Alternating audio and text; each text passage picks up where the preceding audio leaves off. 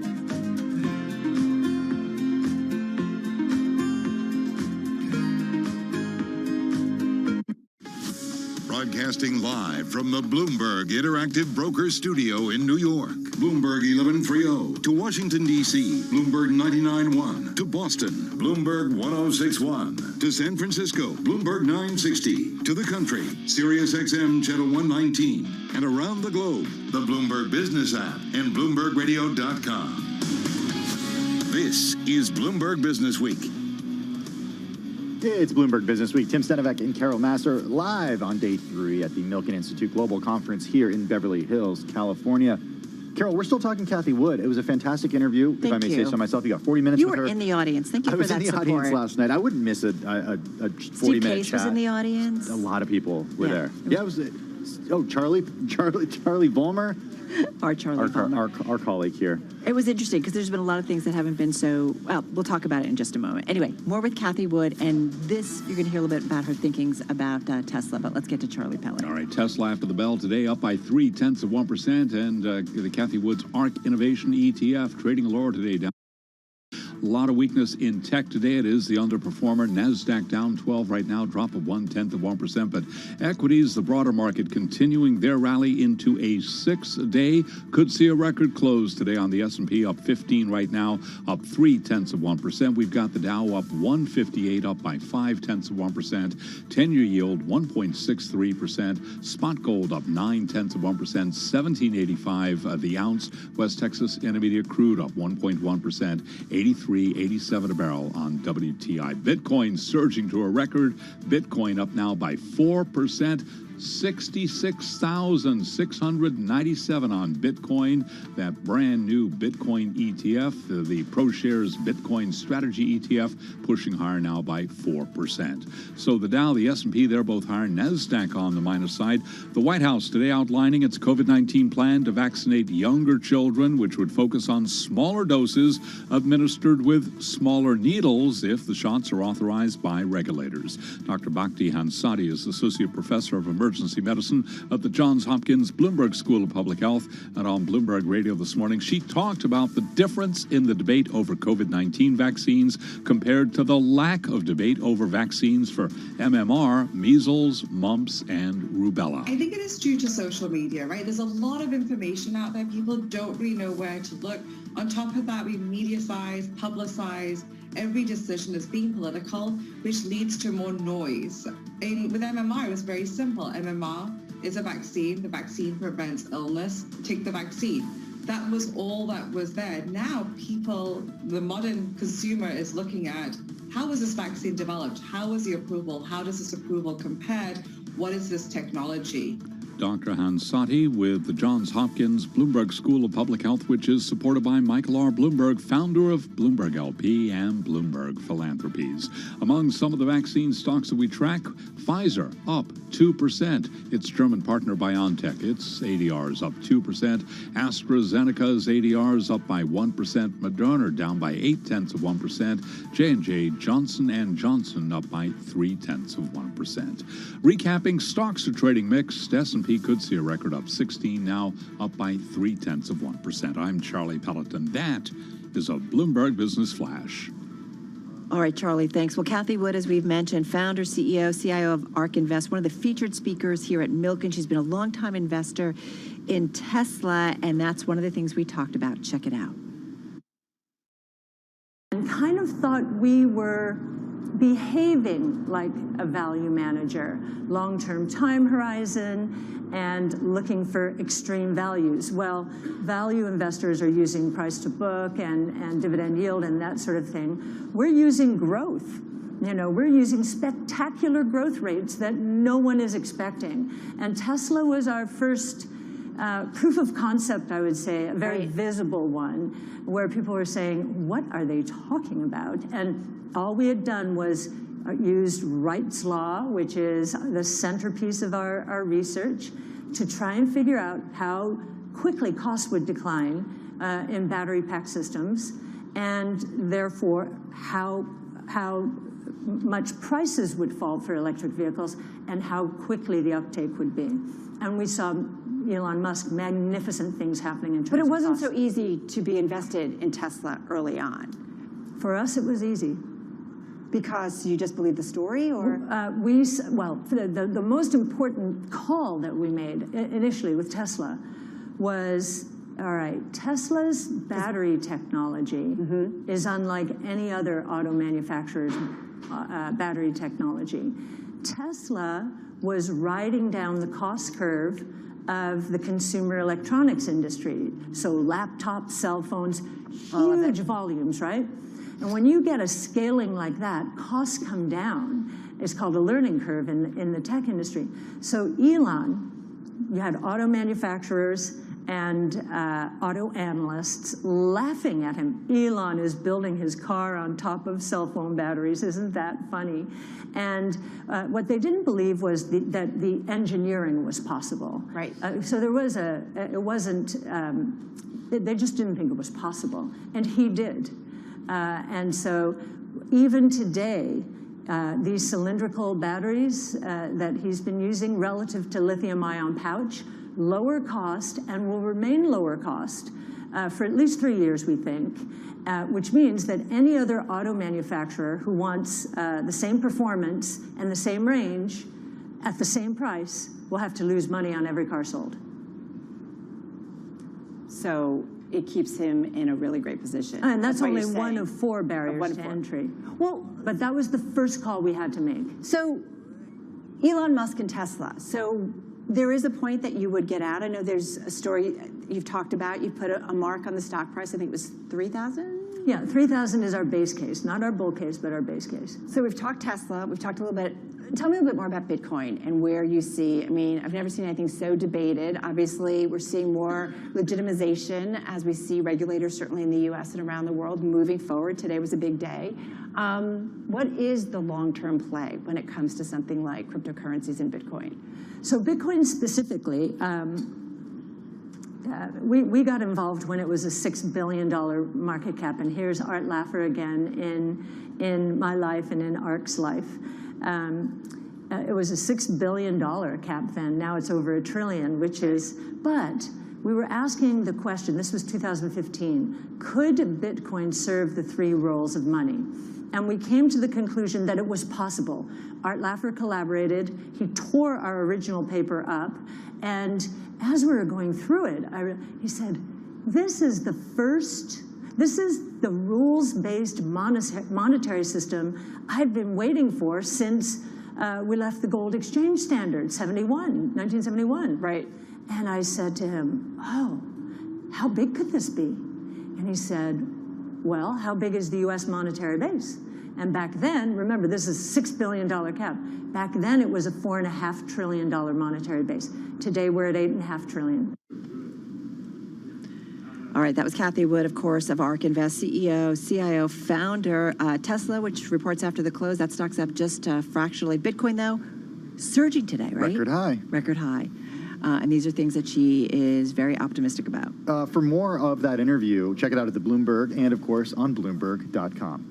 Let's get to check the latest world and national news. Nancy Lyons standing by in our 99.1 newsroom in Washington, D.C. Hey, Nance. Hey, Tim. President Biden is scaling back his ambitious $3.5 trillion domestic agenda for addressing climate change and expanding social services. Biden described a more limited vision to Democratic lawmakers in meetings at the White House yesterday.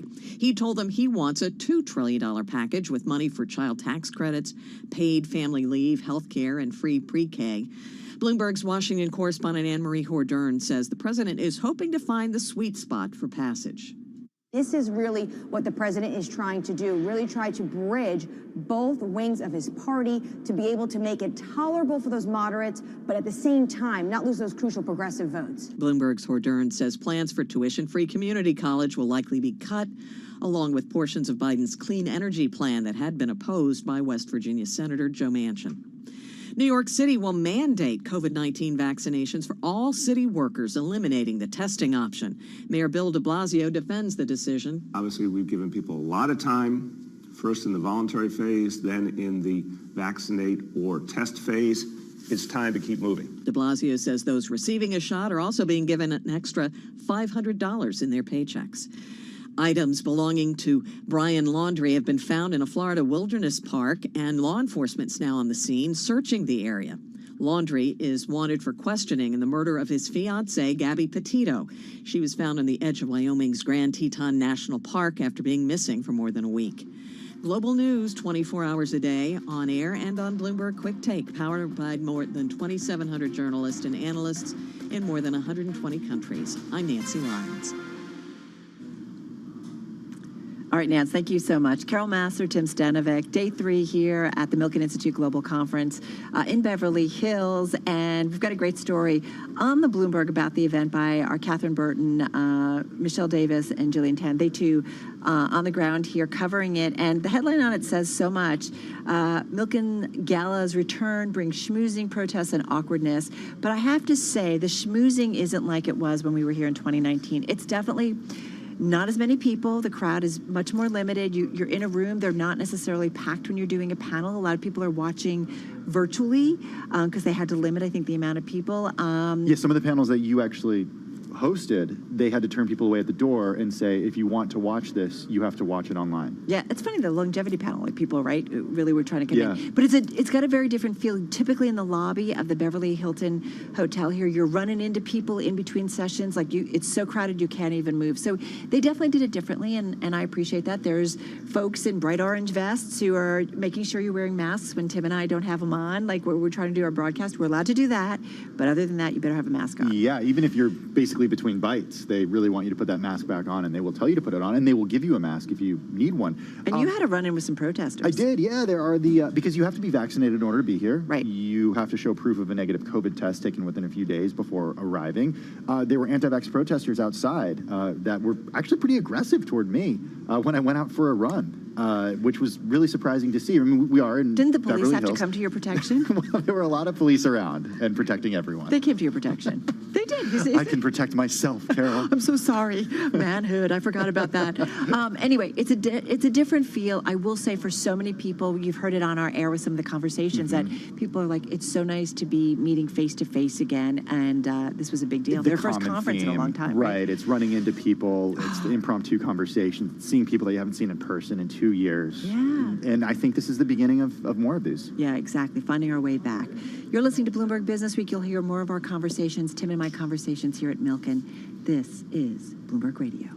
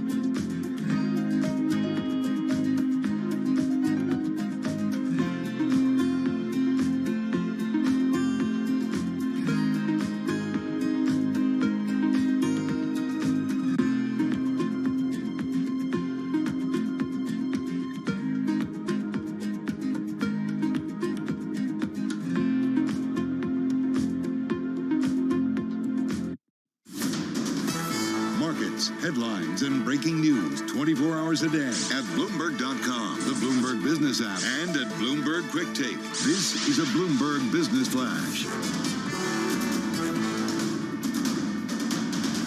From Bloomberg World Headquarters, I'm Charlie Pellet. The Federal Reserve says the U.S. economy continued to expand at, quote, a modest to moderate rate, while some districts noted growth slowed, citing supply constraints and concerns over the Delta variant.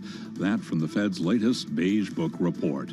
It is an update on Wall Street. We're just 2 points shy of a record on the S&P 500 index. Right now, S&P is at 4534. 4536 would be a record. S&P up now by 0.3%. Key takeaway, though, the advance for the S&P continuing into a sixth day. The Dow up 148 now, up 0.4%. NASDAQ down 13, a drop there of 0.1%. 10-year yield 1.63%. Spot gold up 1%, $17.86 the ounce, higher by $17 right now. West Texas Intermediate crude rallying 1.1%, $83.87 a barrel, and Bitcoin surging 3.8% to 66,564. That is a record for Bitcoin. After earnings, Netflix shares down 1.9%, and after the bell, we'll be hearing from Tesla. Tesla shares up now by 0.2%. I'm Charlie Pellet. That is a Bloomberg Business Flash. All right, Charlie, thank you so much for that update. Well, here at the Milken Institute Global Conference, talking a lot about investors investing to make things in our world better. It all falls under the umbrella of ESG and impact investing for the most part.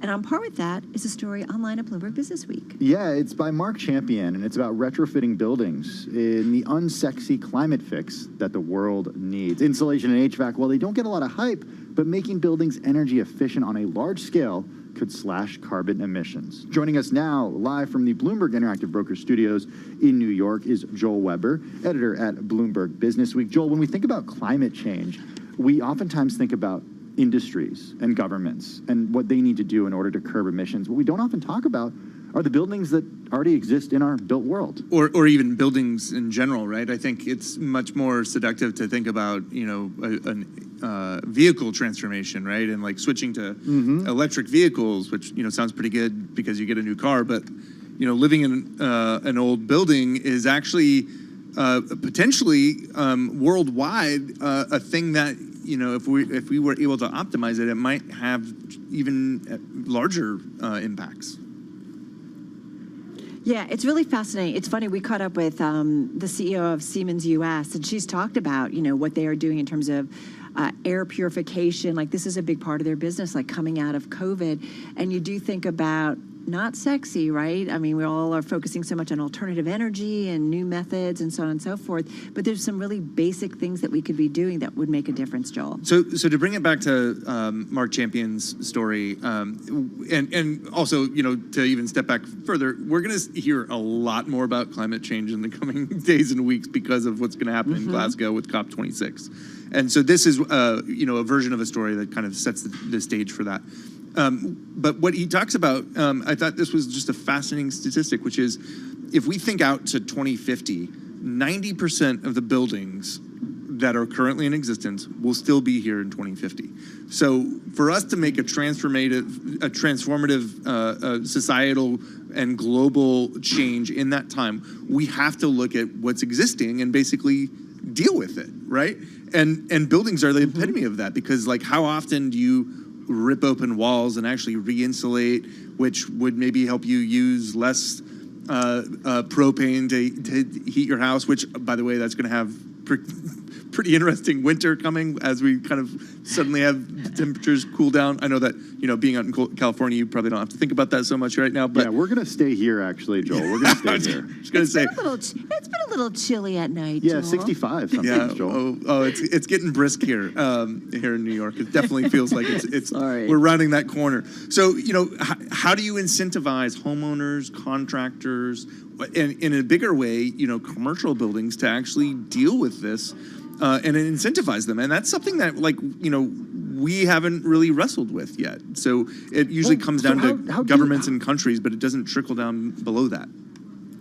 Well, how do you do that? Is it tax incentives? Is it telling homeowners, hey, if you replace these windows that were installed in your apartment building in the 1970s, you will get a tax break because you'll not only save energy, but you will be doing good for the climate. That's exactly That's what right. we did in our home. Yeah, and a lot of that Yep. stuff already exists, but now it's like, how do you even sweeten the pot more and turn up the volume on it? Yeah. So that it becomes like just such a no-brainer.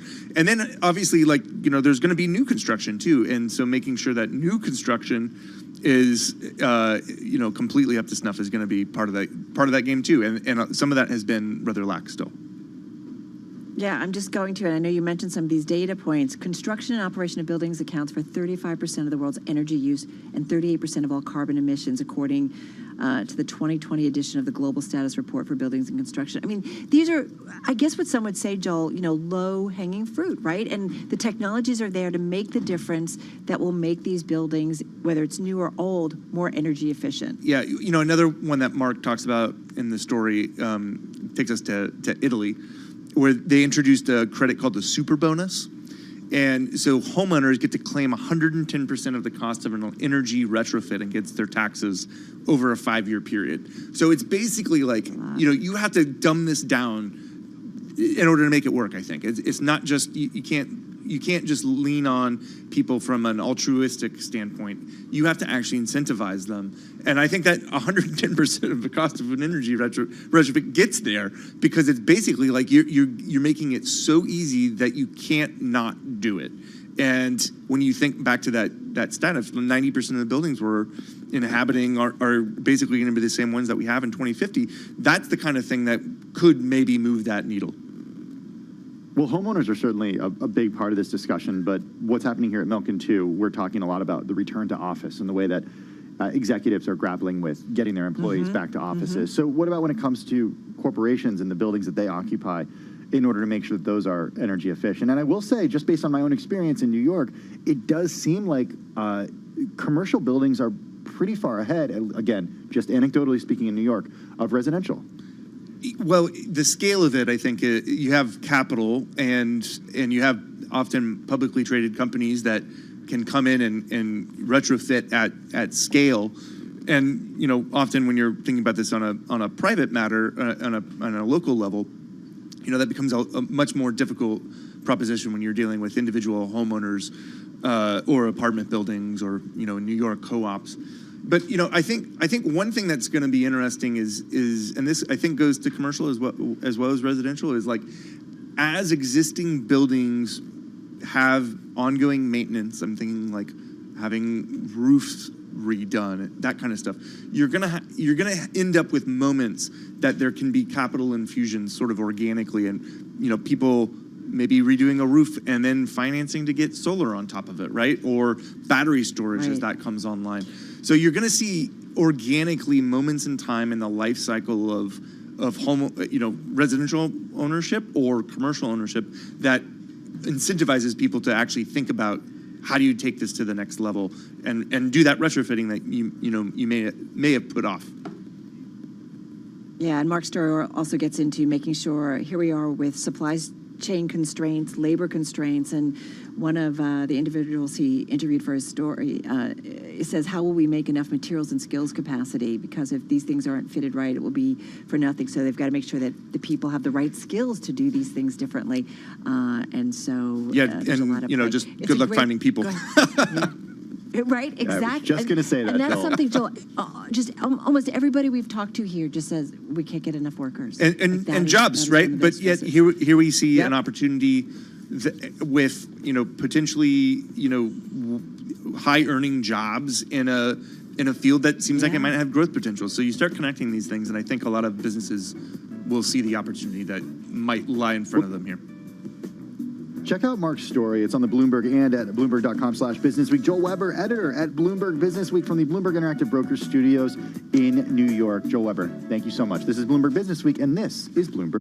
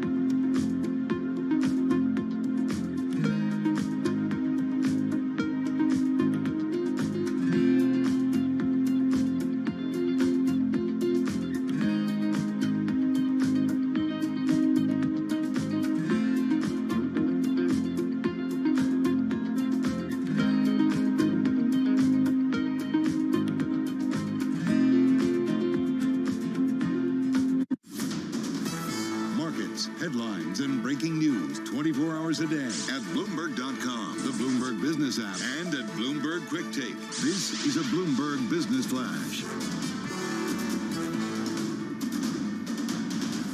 From Bloomberg World Headquarters, I'm Charlie Pellet. We begin with a developing story headline from the Bloomberg Professional Service. Blackstone eyeing up to $30 billion for a flagship buyout fund. Also this headline from the Bloomberg Professional Service.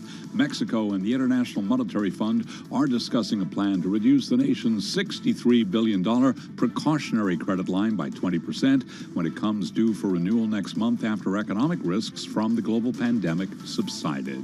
Final hour of trading on a Wednesday here. We've got the Dow and the S&P both higher. NASDAQ on the minus side.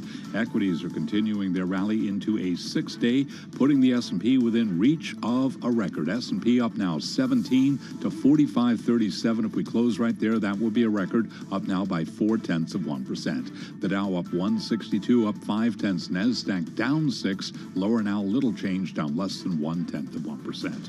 10-year yield 1.63%. Spot gold up 1%, 17.86 the ounce. Crude up 1.1%, 83.87 a barrel. Tesla will be among the companies reporting after the close of trading today. Kathy Wood is Chief Investment Officer of ARK Investment Management. She has been a longtime Tesla bull, and at the Milken Institute, she told our Carol Masser $3,000 is her base case for Tesla. You know, we're using spectacular growth rates that no one is expecting, and Tesla was our first proof of concept, I would say, a very visible one, where people were saying, what are they talking about? And all we had done was used Wright's Law, which is the centerpiece of our research, to try and figure out how quickly cost would decline in battery pack systems, and therefore how much prices would fall for electric vehicles and how quickly the uptake would be. And Tesla shares up now by 0.2% ahead of earnings, and that's a Bloomberg Business Flash.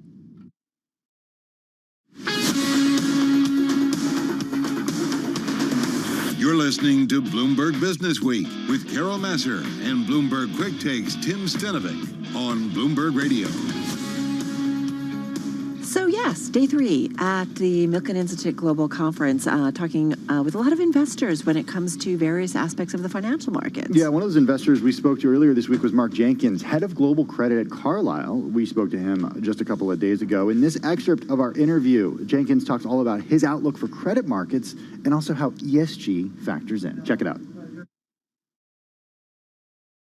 I think what we've seen in the markets, and by the way, like we cover over 1,200 credits in our CLOs and, hundreds of credits in our private book. So we have a good insight into what's going on. And right now, we still see relatively strong revenue growth, and we've seen very good, cost containment, absent the inflationary pressures we're seeing right now. So as the numbers come in, we're sure that's going to change. But generally, the health of our portfolios is quite good.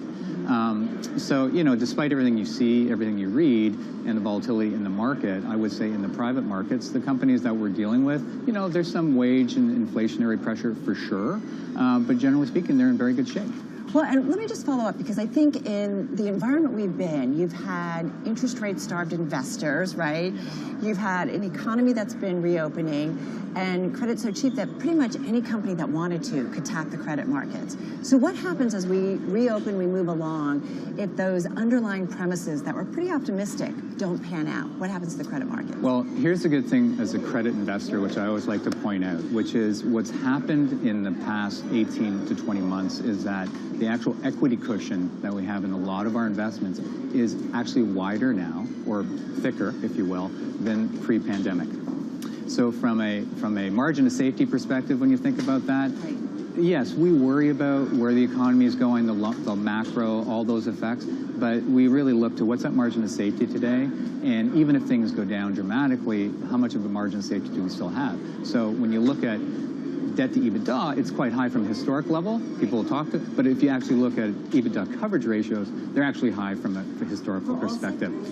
on a broad aggregate basis, right? It depends where you go, obviously. So all those things together make us feel very comfortable with the environment we're in, but we have to be more thoughtful with respect to the underwrites that we do. Carol brought up sectors. You got to ask what sectors you think are particularly exciting to you right now. Well, we like, I think we're slightly different than on the equity side where we can drive a lot of value creation. So what we look at are companies that can be part of that, part of the value chain with respect to cost savings, for instance, right? So do you have a product or a service that allows you to, bring the cost of what you offer down? That's point one. We're not necessarily looking at companies that have this unbelievable top line growth, but if it has it, great, that's good for us.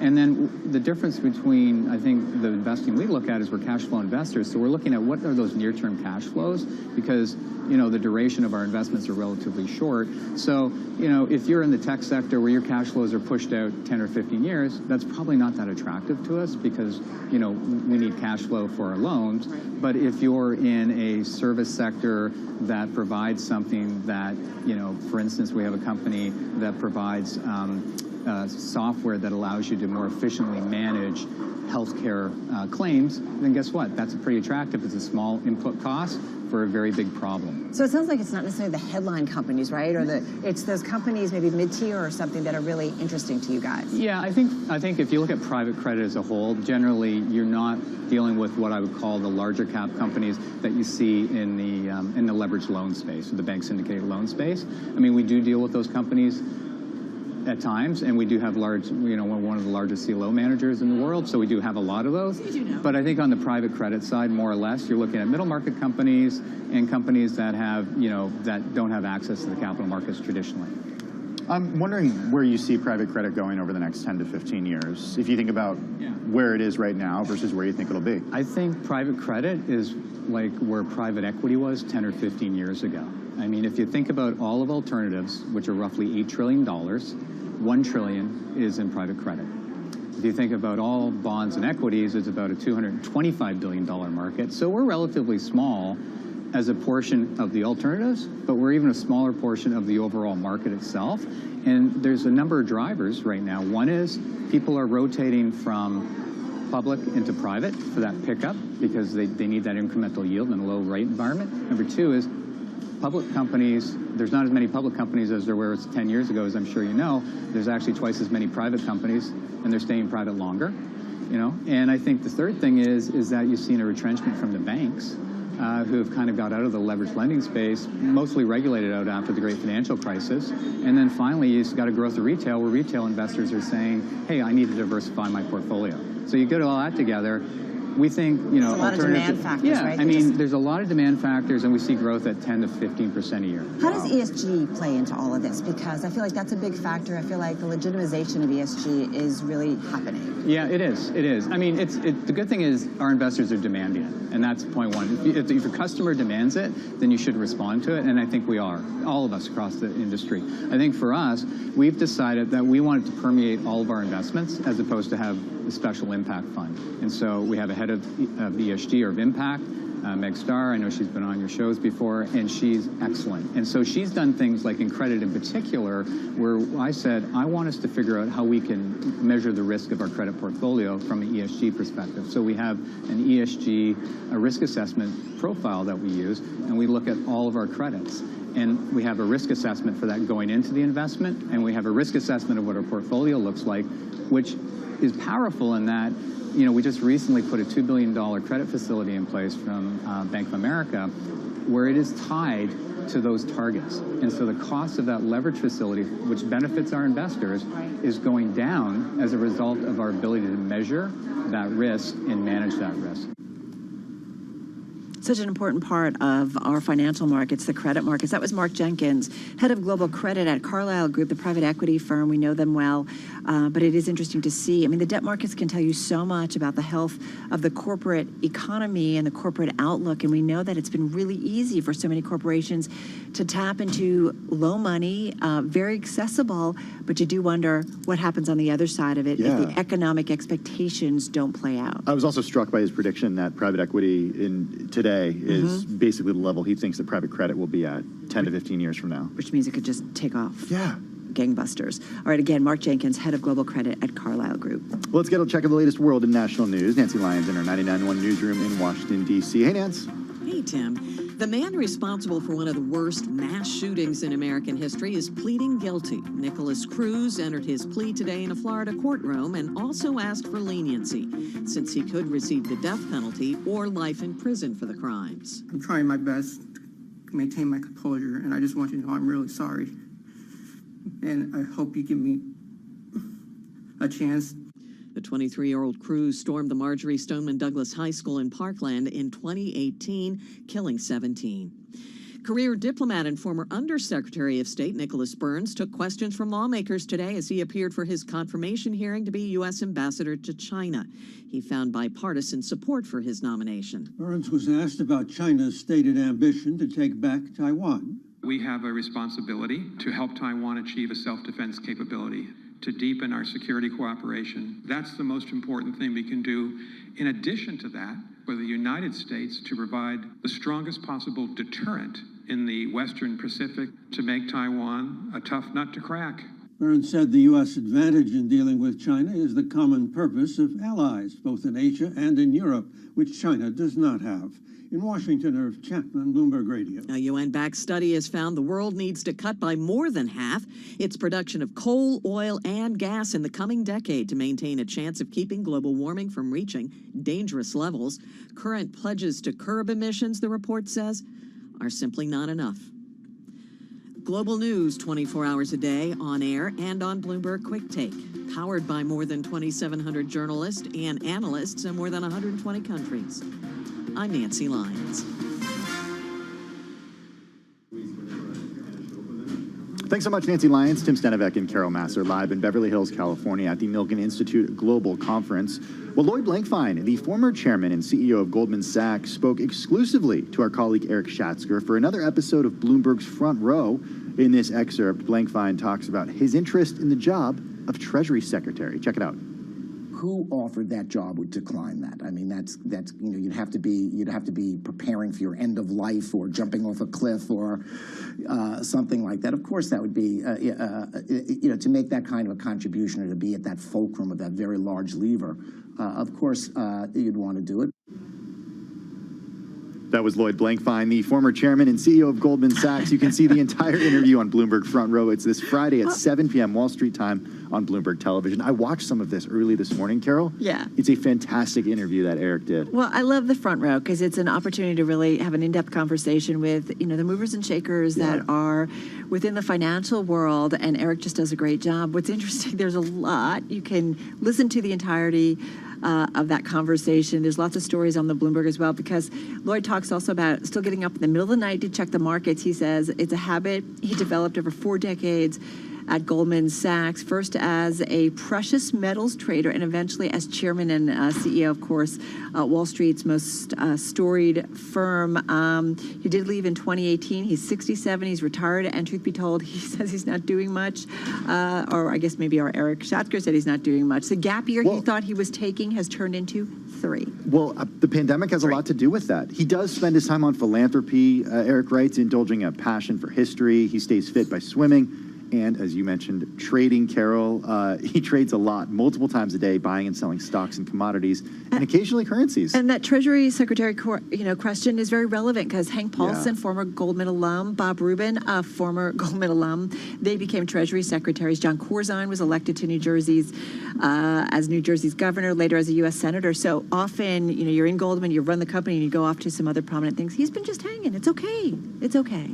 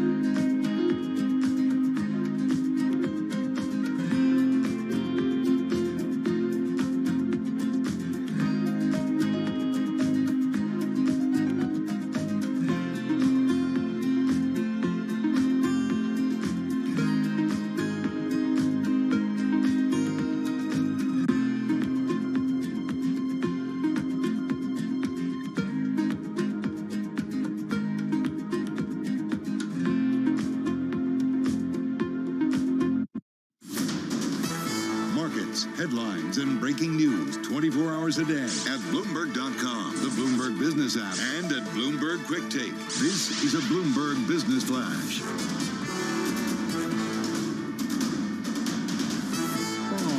Bloomberg World Headquarters, I'm Charlie Pellet. Day 6 of a rally for the S&P 500 index. Bitcoin at a record, very busy day in terms of news flow. Let's head right over to the first word breaking news desk for today's afternoon call. Here he is, Bill Maloney. And good afternoon, Charlie. Main U.S. averages trading mixed here with the Dow currently up 143 points. Did trade to an all-time high. S&Ps are up 15. NASDAQ is lower by 8. The U.S. 10-year yield at 1.64%. Gold is up 16. Transports rise 161 points. And like you said, Bitcoin trades to a record, currently up 4%. Among the main 11 S&P sectors, healthcare and utilities led. Tech, telecom, and consumer discretionary were trading lower. And leaders to the upside in the Dow, Verizon, and UNH, while McDonald's led to the downside. After earnings, Biogen was a little changed. Northern Trust rose as much as 3.5%. And in other news, Dow Jones reported that Democrats are considering leaving the top tax rate unchanged. In deal news, PayPal is set to explore a purchase of Pinterest. And wrapping things up, Tesla reports after the bell. Live from the first breaking news desk, I'm Bill Maloney. Charlie. Okay, we thank you very much, Bill Maloney. We'll be all over Tesla as those numbers hit. And to hear live breaking news over your Bloomberg type Squawcast, QUAWK on your terminal, I'm Charlie Pelleton. That is a Bloomberg Business Flash. All right, Charlie. All right, Charlie, thank you so much. Well, later this month at the G20 summit in Rome, a vast overhaul of corporate taxation will likely take another step forward, Tim. Already we know 136 nations have resolved key differences over the level of a global minimum rate, but there's still some things to be worked out. It's something we talked extensively about with Kate Barton. She's EY's Global Vice Chair of Tax, and she's been at the Milken Institute Global Conference. We caught up with her this morning. In this excerpt, Barton discusses global corporate taxation on the table at the upcoming G20 summit. I think what we're expecting in Rome is just further ratification of the inclusive framework that was just released in early October. And so this is talk of the town right now, as you can imagine, to have 136 countries agree to a global minimum tax at a time when countries are very nationalistic and very focused on their own fiscal situation. It's really a landmark decision and agreement. Are your clients happy about it? Our clients are really worried. So, you know, there's not enough detail for us tax folks yet to be comfortable with how this is going to work. So companies right now are trying to model it out, but we're expecting a lot more detail to come out at the end of October, early November, and that will help a lot. Because we need the questions answered. Right, we know some details. 136 countries, you mentioned Yes. it, 15% minimum global tax. 25% of profits, over 10% though for some of the biggest tech companies. Who are the winners and who are the losers? Well, it depends by country and by sector, as you can imagine. So let's stick with Pillar 2, which is the global minimum tax. That's the one that's probably most detailed at this point. What we're expecting to happen next is the U.S. is sort of front-running the implementation of this with the Joe Biden proposals. A lot of what is in the Reconciliation Act is actually really coalescing with the 15% minimum tax. So the U.S. is one of the few countries that actually has a minimum tax right now, but the issue is bringing that rate up from when you cut through all the deductions is at 13, and he would like to bring it north of the 15%. Well, here's part of the problem, Kate, and I'm going to play devil's advocate. I mean, many would say that corporations, global corporations, have been able to game the tax system by going to countries that have a lower corporate tax rate and maybe not having huge operations, but they're able to, whether it's IP, intellectual property, or something, and they benefit, and they end up paying a pretty low effective tax rate. What these companies are trying to do is to prevent this from happening, right?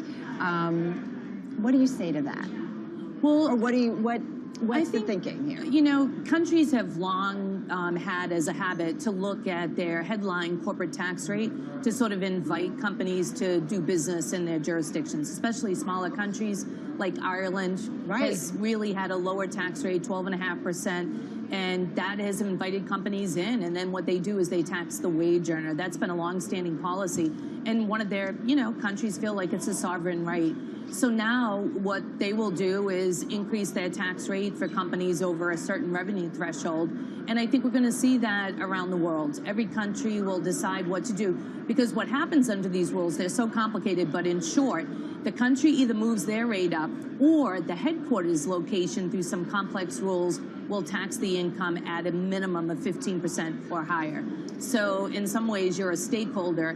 What is on the minds of our companies is they just don't want double taxation. In some ways, they're a stakeholder, but they need to make sure that on every dollar of profit, they don't have two jurisdictions claiming taxing rates over that dollar. So the coordination here is really important. I do want to clarify something. I believe I said 10% of profits, but it was 25% of profits over a 10% margin from some of the biggest 100 multinationals. Yeah, so that's what we call Pillar 1, and that's the one that is still being remanded for further consideration. That's less, but that's really important because that's what the high-tech companies are waiting for, because that with that provision will come the elimination of the digital services taxes, which, as you know, many countries right now have those on the books, and some are looking to implement further. All right, and that, of course, was Kate Barton, EY's Global Vice Chair of Tax, joining us here at the Milken Institute Global Conference. And, you know, taxes, we always joke about it, but you put tax or taxation in the headline of a Bloomberg story, it often resonates very highly among our readers and among will often be among the most read stories. But this is a big deal about companies who have, you know, relocated overseas to take advantage of a lower corporate tax rate, and yet they maybe don't have much of an operation here, right? But sometimes IP or intellectual property or something is parked here, and it enables them, especially when it comes to global revenues, right, to tax at a lower tax rate. Yeah, and one of the challenges that comes along with that, of course, is the United States, if it is traditionally an American company, the United States misses out on that tax revenue. Right. And then we always talk about the repatriation, right? We've seen that with an administration where you get kind of tax forgiveness. You can bring those profits back to the United States, and then companies say, listen, we're going to invest, we're going to pay workers more, and they don't. They do buybacks and dividends. When I was preparing for this interview this morning, I was thinking back to something that you say all the time when it comes to this stuff is just look at the effective tax rate that a company, you know, every year and every quarter that we can see. Right. Or every year in a company's annual report, the effective tax rate is oftentimes even lower. Right, exactly. And companies find a way. And most people would argue, listen, you don't want to make it so prohibitive that companies are finding it difficult to invest in their future business, but come on. You're saying maybe pay a fair share? Pay a fair share. And maybe this will create a much more level playing field so there isn't so much competitions among countries.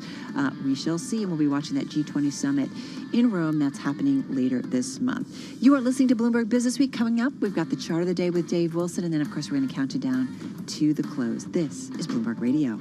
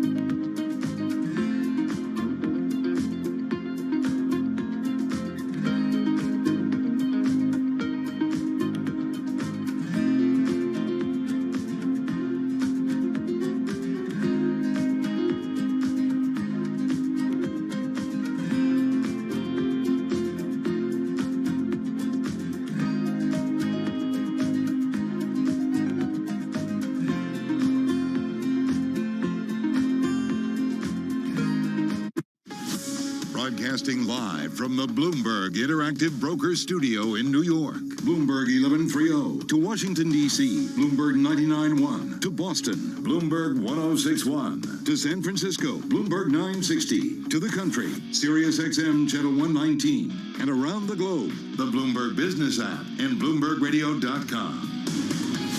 This is Bloomberg Business Week. All right, you are listening to Bloomberg Business Week. We're getting a little punchy. We're also looking at just about 29 minutes left to go in the trading session. Is it going to be a record close?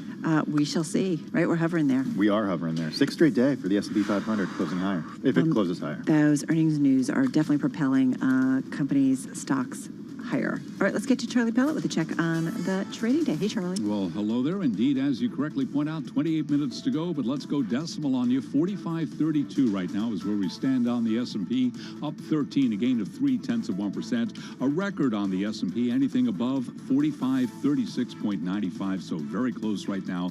Got to keep it locked into Bloomberg to see where things shake out, and of course, how Asian markets react tonight. Will the winning streak continue? Today, we've got the rally into a 6-day. S&P, as I mentioned, within reach of a record. S&P again up 13 right now, up 0.3. The Dow up 125, up 0.4. NASDAQ, though, interesting session on the minus side, down 17, drop now of 0.1%. 10-year yield 1.64%. Spot gold up 0.9%, 17.84 the ounce. Bitcoin trading at a record 66,467. Bitcoin up now by 3.7%. West Texas Intermediate crude up 1.1%, 83.87 a barrel. Blackstone is preparing to raise what could be the industry's largest buyout fund on record. Sources tell Bloomberg the firm may seek as much as $30 billion for its next flagship private equity firm. The White House has outlined its COVID-19 plan to vaccinate younger children, which would focus on smaller doses administered with smaller needles if the shots are authorized by regulators. Dr. Bhakti Hansati is Associate Professor of Emergency Medicine at the Johns Hopkins Bloomberg School of Public Health. And on Bloomberg Radio this morning, she discussed herd immunity and what it could take to get there. The challenge with this concept of herd immunity is that it's a zero-sum game, right? That we get everybody vaccinated and the virus goes away. The truth is that the virus continues to evolve. We still get through breakthrough cases, and we have a greater proportion of our population who is immunosuppressed for one reason or another. In the UK, we really believe that this new peak is being driven by the lack of vaccination in children aged 12 to 15, and the school-going children are getting exposed and then bringing that virus home. Dr. Bhakti Hansati with the Johns Hopkins Bloomberg School of Public Health, which is supported by Michael R. Bloomberg, founder of Bloomberg LP and Bloomberg Philanthropies. Checking some of the vaccine stocks that we follow on a regular basis, Pfizer up 1.6%. Its German partner BioNTech, its ADR is up 2.2%. ADRs of AstraZeneca up 0.8%. Moderna out of Cambridge down 0.2%. J&J Johnson & Johnson down by less than 0.1%. Recapping close to a record, S&P up 13, up 0.3%. Bitcoin at a record. I'm Charlie Pellet. That is a Bloomberg Business Flash. It certainly is. Thank you so much, Charlie Pellet. This is Bloomberg.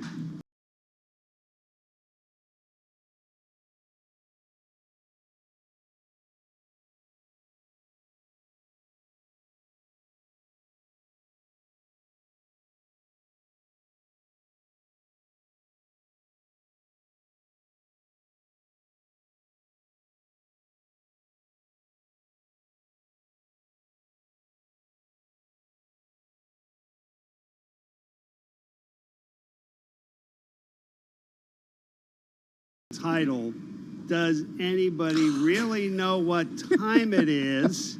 I was listening to you at the start of the program, and I figured that was the song to play. You know, because that's a you good can't idea. figure out what day it is or what time it is or whatever. David Wilson. What? David Wilson. Okay, on YouTube. I heart David Wilson. I really do. That was very thoughtful. That is so sweet. That is so It's sweet. the little things, Carol. I don't know. Thank God Tim is here because he's going to keep everything on time, get me into a car, and get me to our plane. I mean, look, because easier I have said no than idea. done, okay? We'll see. I know. We'll see.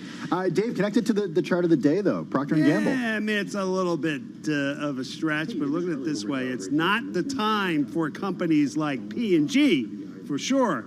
And when I say companies like P&G, we're referring to that consumer staples category within the S&P 500, food, beverage, tobacco, as well as the household products that P&G makes. Well, you know, the shares fell yesterday in response to fiscal first quarter results. Here's the thing, though. If you looked at the industry group, it dropped to its lowest level relative to the S&P 500 since January 2001. And it's actually down 32% from a peak in March of last year at the end of that short-lived bear market. So we're not quite back to the lows that we saw during the dot-com era, but we're definitely moving in that direction in terms of the relative performance of these consumer staple stocks. And that's the point of the chart. If you haven't seen it already, folks, send me an email. I'll get it to you with the explanation that goes with it and everything I do going forward. The email address is dwilson@bloomberg.net. That's dwilson@bloomberg.net. And so you have to wonder about, right, when these kinds of companies move down so much, right, or in comparison, like, what does it mean? Is it the outlook for these companies? Is it where we are cyclically in the economy and the market in terms of rotation?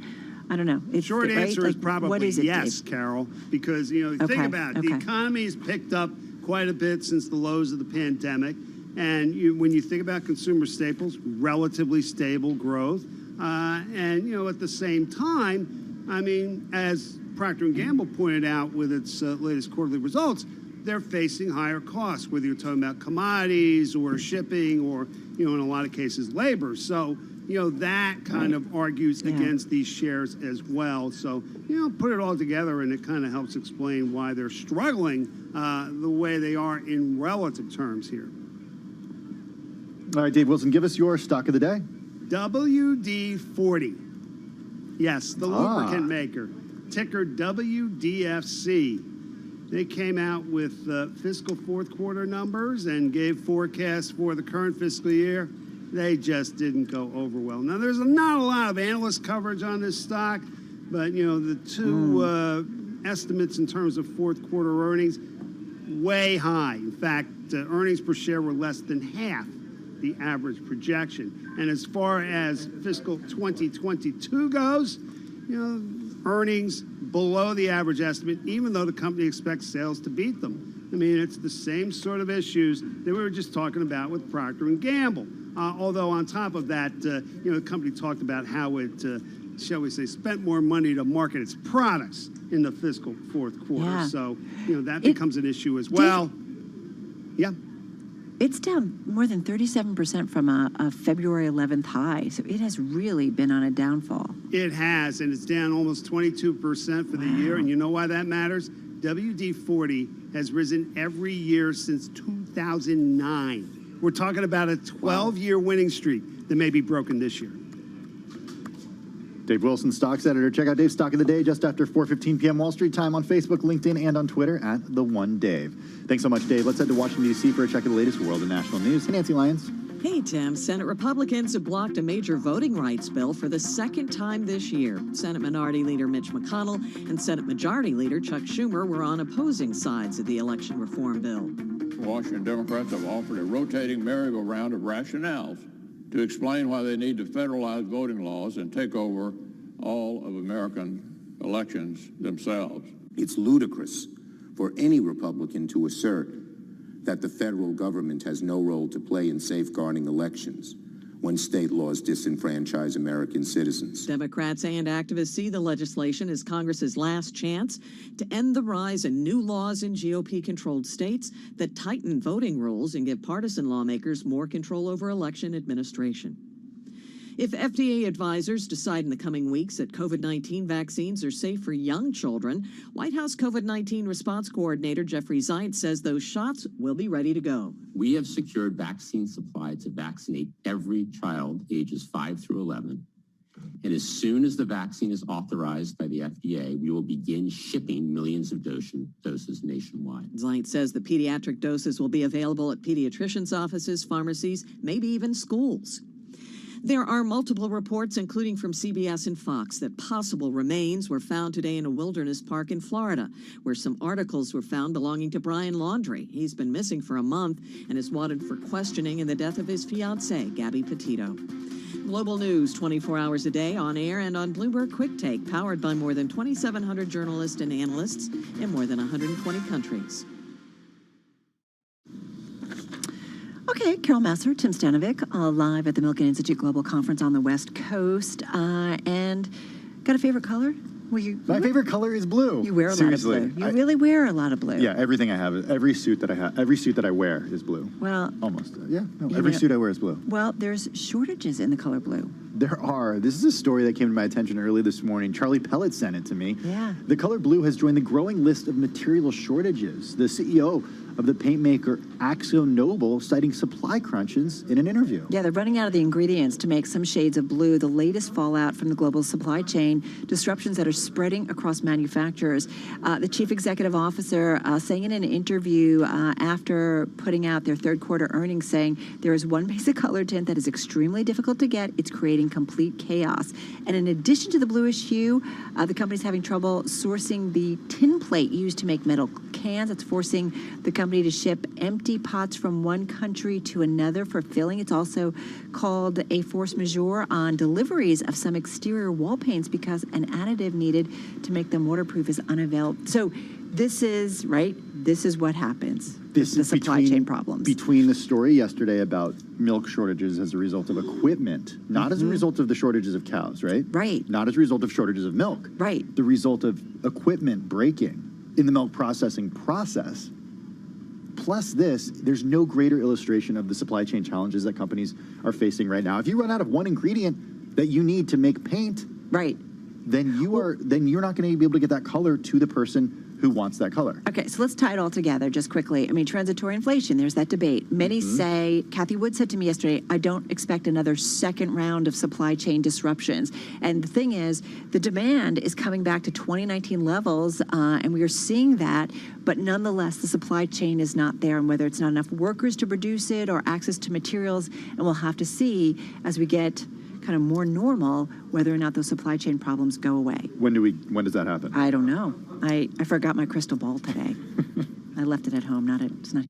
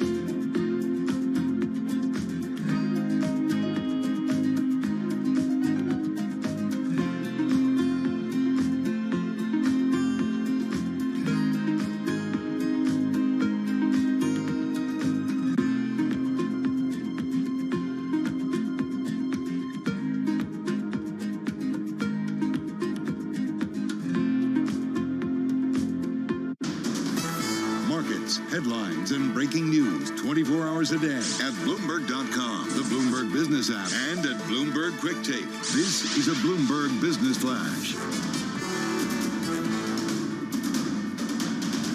From Bloomberg World Headquarters, I'm Charlie Pellet. We've got 13 minutes to go ahead of the closing bell. The Dow, the S&P, they're both higher. NASDAQ on the minus side. We might see a record on the S&P today. Up 14 right now. The S&P at 45.34. 45.36 would be a record close. Right now, S&P up by 0.3%. Briefly, speaking of records, Bitcoin 66,314, up 3.4%. Your 10-year yield 1.64%. Spot gold up 0.9%, 17.84 the ounce, up $15 on gold, and West Texas Intermediate crude oil up 1.1%, 83.87 a barrel. So again, recapping, looking at a mixed market here, Nasdaq lower by 9, S&P could see a record up 15, up 0.4%. I'm Charlie Pellet, and that is a Bloomberg Business Flash. I'm driving in my car. How about you let me drive? Oh, no. This is not a toy. Who's gonna drive you home? Honey, please, I'll do the driving. Drive on. Excuse me, I want to drive. It's the question that drives us. This is the Drive to the Close. That funky music will drive us till the dawn. On Bloomberg Radio. All right, we are driving to the close. Just about 12 minutes left in today's trading session. Equity is continuing the rally into a 6th day, putting the benchmark S&P 500 within reach of an all-time high, Tim. Yeah, it certainly is. And we are counting you down to the market close with David Dietz, Managing Principal and Senior Portfolio Strategist at PPAC Private Wealth Management. $9.8 billion in assets under management. David, it's great to have you back on the show. We are looking at a 6th straight day of gains for the S&P 500. Bitcoin is at a record today. Help us understand what's going on with this trade. Are investors essentially saying, hey, wait a second, earnings are so good and we're not actually concerned about inflation lasting for a long time? Well, I think that's about right, Tim. I mean, remember, we did have that dip in September, taking the major market averages down anywhere between 5 and 7%. And now we've recouped that. Indeed, over the last 12 days, we're up 6%. Dow has touched new all-time highs, and we could see records on the other two indices as well. So basically, earnings drive stocks. And we're seeing about 86% of the companies have reported have beaten analyst estimates. The total, when the dust settles in terms of Q3 earnings, we should have about a 35% year-over-year earnings growth. These things are unheard of. On the other hand, as you point out, there are tremendous concerns in terms of bottlenecks, shortages, inflation, but on the whole, consumer demand is outweighing those items. Yeah, it is interesting, and so much leading up to this, David. Tim and I and our team over on Bloomberg TV, when we do Beyond the Bell, we talked about how we were waiting for corporate earnings. We wanted to hear from the CEOs how they were managing supply chain constraints, what they were seeing in terms of demand, and as you said, so far so good. Yeah, absolutely. I mean, the other thing in the background, of course, is continuing good news on the COVID front. Indeed, it's no longer the headline issue. And why is that? I mean, we're going to have a rollout very soon for kids aged 5 to 11. The booster is becoming increasingly available. And so I still think that that's weighing on the mind of companies and consumers. And as that gets better and better, you got the Merck antiviral, you got the mix and match capability soon. I think that is another tailwind here driving us forward here. But then having said that, a lot of enthusiasm. Tim and I are certainly hearing it with the conversations we're having here at Milken out on the West Coast. But nonetheless, if you look at the outperformers in the S&P 500, while it is fairly broad-based, the outperformers are names like utilities, healthcare. We saw consumer staples earlier really being one of the leaders. That, to me, feels like a little bit of a safer play. Well, I think absolutely. So, I mean, with the strengthening in the economy, and you've got, very high valuations on some of those top 10 mega cap tech stocks, I think investors increasingly are looking for companies that are smaller, mid cap, in sectors that haven't been in the news the whole time, looking for the good values, taking advantage of the low interest rates. And of course, inflation is on everyone's mind. And so we're seeing strength, of course, in energy, materials, commodities plays. And financials work into that extremely well, too. Why? Because those higher interest rates will ultimately perhaps expand their net interest margin, giving them a tailwind boost for their earnings.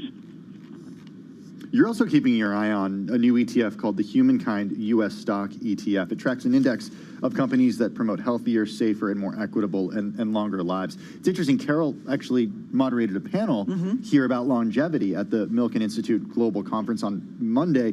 Why does the Humankind ETF have your attention? Well, so, everyone's always looking for factors, momentum, value, small size, that people can use those attributes, those characteristics, and get an edge on the overall market. And now there's a new ETF, the Humankind ETF. We don't own it, but it's tracking an index of companies that promote healthier, safer, more equitable, and longer lives. Some may snicker, but increasingly that is captivating both institutional and retail investors so that they can do good while also making money. So perhaps this is also a factor that investors need to keep in mind. David, why don't you own it? I mean, if it's something that you think that this is going to be what institutional investors are more interested going down the road, why not be in it maybe earlier in the curve rather than when everybody else jumps on board? Absolutely. So, we're very numbers-oriented, quantitative. So, you've got a situation where a dividend of 4% for one company and then a dividend for 2% the other company, but someone's saying that they're, healthier, safer, more equitable. But how do we know that? Is that just kind of humankind wash or green wash in another context, or is that true? And, of course, can the companies that perhaps are not at the top of that index, can't they improve themselves and ultimately get to where we want them to be? So we're cautious about, putting too much emphasis on something that's very hard to measure. A perfect example, of course, has been Facebook. Of course, everyone loved Facebook because if it's still called didn't that, pollute or David. anything like that, and now they have to change the name, perhaps. Exactly. Maybe, yeah. I mean, we'll see what the name ends up being. Hey, I want to get to some of your stock picks because we don't have a ton of time with you. Let's start with Verizon. The company reported earnings, or early earnings this week. Why do you have your eye on Verizon? Well, so this is the perfect opportunity in a market that's hitting all-time highs, and by historical measures is really overvalued, although perhaps not so given the low interest rates. So Verizon, you got that 5% dividend, 10% PE. It's down nearly 20% from where it was last December. Yet, is this a fly-by-night? No, it's the market leader in terms of wireless service. They have the best loyalty among consumers, very low churn. They just reported better than expected profits and raised their outlook. The stock is up. So what's the problem? I know they're spending a lot for 5G, but so is the competition. In an uncertain environment, go with the largest player. And of course, people are talking about, well, will we get wireless from satellites? Maybe, but will they work inside? I mean, I think that's just too speculative. So I'll take a company like Verizon that's down 20% with that kind of a dividend and a market leader. All right, so why do you like Bristol-Myers Squibb, which is a stock, just quickly, has been on a decline as of early August, down about 16%. Just got about 20 seconds here. Why Bristol-Myers? High-quality biopharma focused both on its research and development, on its own pipeline, and a great acquirer, made a great acquisition of Celgene last year, focused on some of the highest profit areas, immunology and cancer and so forth. And I just think they are out of favor here. And so in a potentially volatile period with market highs, go with a long-time leader like Bristol-Myers. Yeah, interesting. Kathy Wood talked about Pfizer, these old-time pharma companies. She's definitely interested in that. David Dietz, going to run. Thank you so much. Senior Portfolio Strategist for PPAC Private Wealth Management, joining us on the phone. All right. Well, we are set to close in just a couple of minutes. This is Bloomberg Business Week, and this is Bloomberg Radio. The following is an editorial from Bloomberg Opinion. The idea that trillions of dollars of ports, coal mines, oil deposits, and more might be rendered worthless by efforts to address climate change certainly isn't new. Stranded assets could pose risks to the financial system. Though the approaching COP26 climate talks have a broader agenda, the danger that action on climate change might cause financial and economic instability shouldn't be sidelined. There has been some progress. More companies are trying to measure their emissions, set targets for abatement, and monitor their climate-endangered assets. Investors are asking more questions. Economists have been studying the threat to financial stability. Even so, too little is known about quantifying the risks. Moody's says that financial firms alone have $22 trillion of loans and investments that will be affected by the transition away from carbon. But shocks will reverberate far beyond finance. It's still unclear how companies are planning for this. Faster progress is essential. Don't leave stranded assets off the COP26 agenda. This editorial was written by the Bloomberg Opinion Editorial Board. I'm David Shipley. For more Bloomberg Opinion, please go to bloomberg.com/opinion or OPI and Go on the Bloomberg terminal. This has been Bloomberg Opinion. Beyond the Bell, Bloomberg's comprehensive cross-platform coverage of the U.S. market close starts right now. And right now, we are 2 minutes away from the end of the trading day. Romaine Bostic, Caroline Hyde, out here in Beverly Hills, California, joined by Taylor Riggs, of course, in New York. And right now, it is our time for Beyond the Bell, our global simulcast, bringing together all of our audiences across YouTube, television, and radio. And that includes Carol Massar and Tim Stenovic. Guys, we're looking at a near record high here on the S&P 500. Doesn't look like it's quite going to make it, but getting pretty close.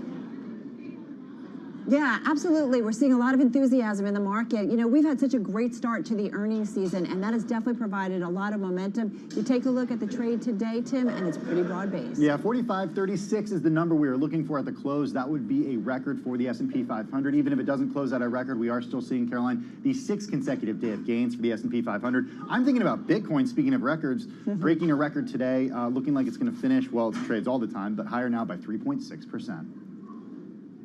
Yeah, that futures ETF helping maybe validate where crypto lives within people's portfolios. But also M&A being a big topic here in Milken. I know, Carol, you were sharing a panel on it. And Taylor, big Bloomberg scoop that has really moved some of the key stocks on the market today. Yeah, PayPal looking at an interest of Pinterest at about $70 a share. So one of the latest prints on pins was in the 60 handle or so. Really interest that in the beginning you had Etsy and Twitter following through. The street was questioning about 50-50. Is this a good deal? We can't figure it out. We have some questions. Nonetheless, one of the big movers on the day as we take a look at perhaps maybe some of the little guys in tech, Romaine.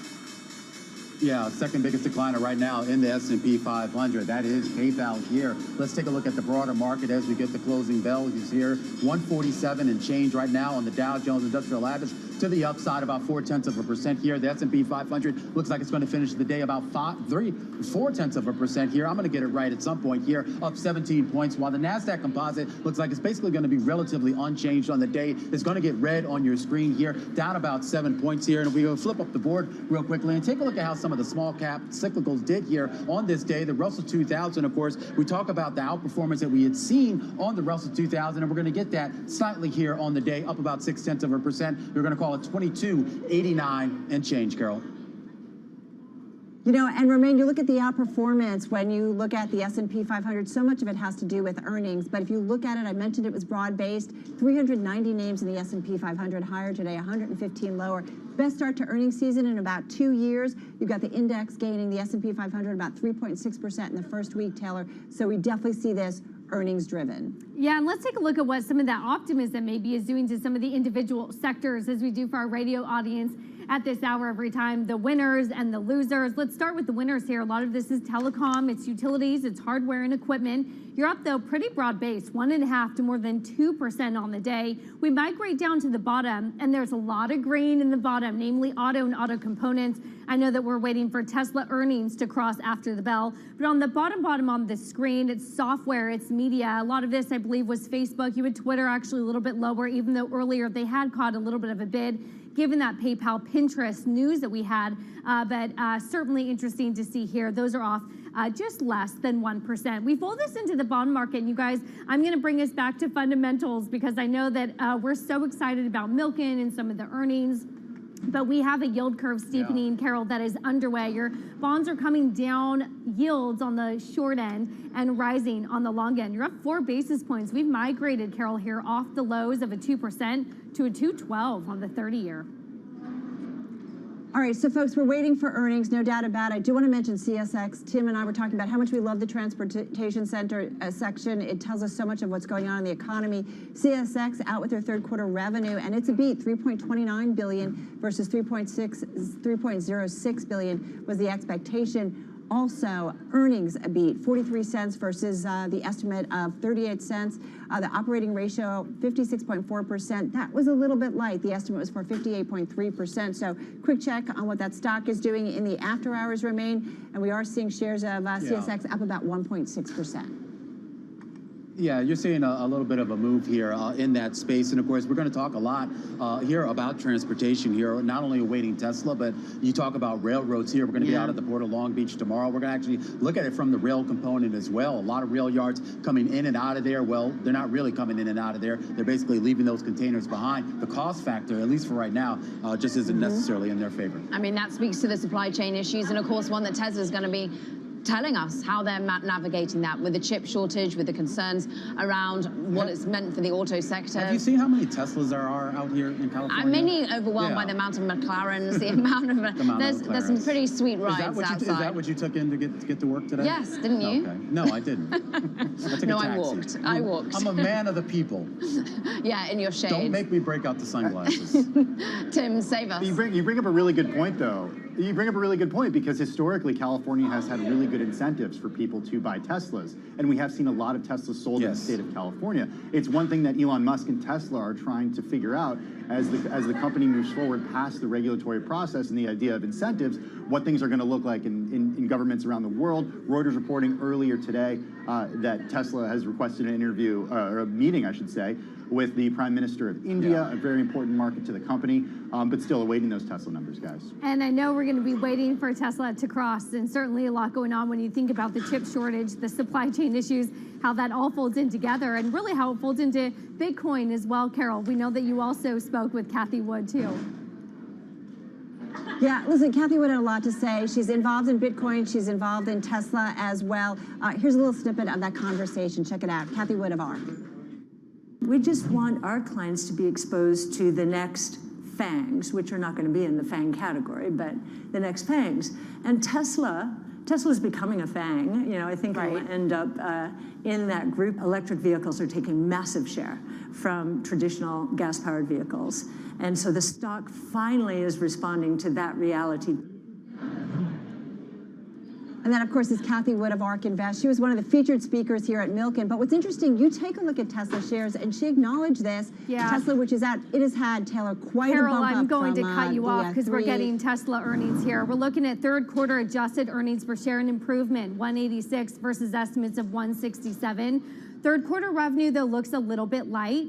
$13.76 billion versus estimates of $13.9 billion, and third quarter EPS not adjusted, also well ahead of expectations, 144 versus estimates of 27 cents. So it is the adjusted numbers that we want to look at. So this is interesting. We're waiting. We already knew some of the deliveries that were coming in here. We knew that we had already gotten a record last quarter of deliveries of more than 240,000 cars. So we're waiting again for perhaps maybe full year guidance that we were looking at of just under about 880,000 deliveries. Here, Tesla, though, coming out and saying that EV demand continues to go through a structural shift that is underway. And we talked a lot about this on the Bitcoin comments. They're seeing a Bitcoin-related impairment of about $51 million in the third quarter. So as the price of that came down, certainly taking an impairment on the income statement. Carol, one more comment, and I'll punch it on over to you. They're still seeing about a 50% average annual growth here in deliveries going forward. I mean, that crypto hit of about 50 million, that's going to totally right-size itself in the next fourth quarter if they've held on to their holdings, of course, with suddenly crypto bouncing back. So it's interesting that that's going to be taking some sort of hit on the balance sheet going forward. And interesting that that was a pivot that the CEO made and decided to keep it on his balance sheet. But this is a company that continues to iterate. And we want to hear, though, really, Taylor, about the supply chain elements of Tesla and how they're weathering that. Yeah, should we do supply chains and should we do chips? Quickly here, taking a look at Lam Research getting their first quarter revenue also coming in a little bit light. And you wonder if these companies are starting to feel this. $4.3 billion, this is versus estimates of $4.33 billion, though managing down that income statement with Lam Research first quarter adjusted EPS of $8.36 versus estimates of an $8.15. So here you're seeing a similar story. You may be coming a little bit light on revenue, but at least perhaps may be able to control some of those income statements down to the bottom line. Yeah, and it's interesting, Taylor. I mean, you talk about what's going on with Lam Research, and just to tie it back to Tesla, they're maintaining that general outlook here for 50% growth. At least that's the target that Elon Musk has put out there, and he's made it clear here that hitting that 50% growth target is going to be dependent here on those supply chain issues, and more importantly, on the chip issue. The fact that they're sticking by that at 50%, at least in the interim, it seems to suggest that they've got it under control. Yeah, Romaine, Tesla third quarter gross margin coming in above expectations at 26.6% for Tesla, beating estimates of 24.2%. Another update coming from the company saying that the Gigafactory in Texas is progressing as planned. Remember, they announced just a few weeks ago that they were moving from California to Texas for the corporate headquarters. And bottom line, we have Tesla jumping around in the after hours. IBM, by the way, just coming out as well. Third quarter revenue, it looks like it's a little bit of a miss. 17.62 billion versus 17.83. I know, Taylor, you're on this. Yeah, taking a look at here, third quarter revenue, 17.6 billion, an improvement. Sorry, a miss here of 17.8 billion. Third quarter cloud, though, and cognitive software revenue, that's a key one. Also a little bit of a miss, 5.69 billion versus estimates of 5.78 billion. Total overall revenue, though, as you, again, manage down the income statement, right in line in terms of operating EPS. So we're going to really dig into a lot of these numbers, I know, here on TV, also focusing a little bit, too, here on Tesla as well. All right, Tesla shares right now down about 0.8%. All right, that's going to do it for our cross-platform coverage on radio, TV, and on YouTube. We'll see you again, same time, same place tomorrow, everyone.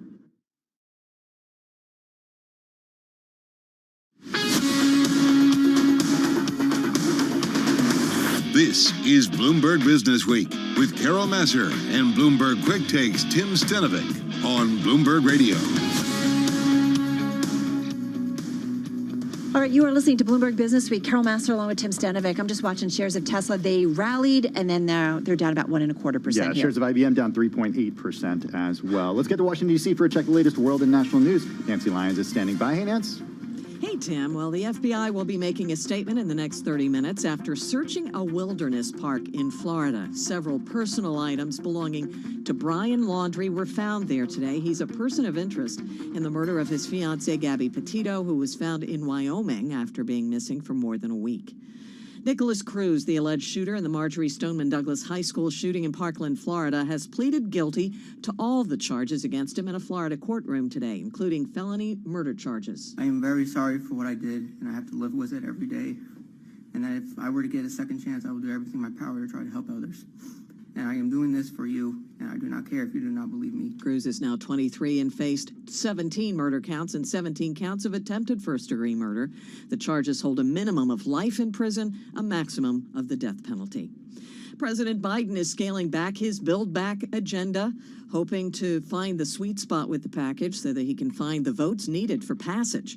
Bloomberg Washington correspondent Joe Matthews says he held meetings with both progressives and moderates yesterday, which yielded some progress. There does seem to be a new energy in the building here today, a new urgency, as the White House likes to call it, thanks in large part to those meetings, separate sessions with moderate Democrats and progressive Democrats from the House. I will mention that Chuck Schumer, the Senate Majority Leader, said coming out of his closed-door caucus meeting yesterday that there was unanimous consent in his caucus to make an agreement by the end of the week.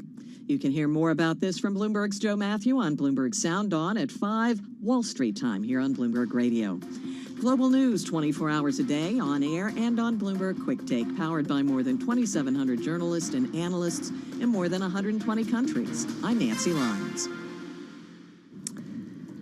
All right, Nance, thank you so much. Carol Masser, Tim Stenovic here on Bloomberg Business Week live at Milk. And we're just going to go through some of the earnings, folks, because we are definitely seeing stocks on the move. Tesla, third quarter revenue, a slight miss, $13.76 billion versus the estimate of $13.91 billion. Third quarter adjusted EPS, $1.86. That's a beat. The estimate out there was for $1.67. But there's so much more when we talk about Tesla. We want to know how they're managing their supply chains, their deliveries. Still sees 50% average annual growth in deliveries. That's big numbers. That is a big number. And third quarter gross margin coming in above expectations. Estimates were for 24.2%, but Tesla reporting 26.6% gross margins.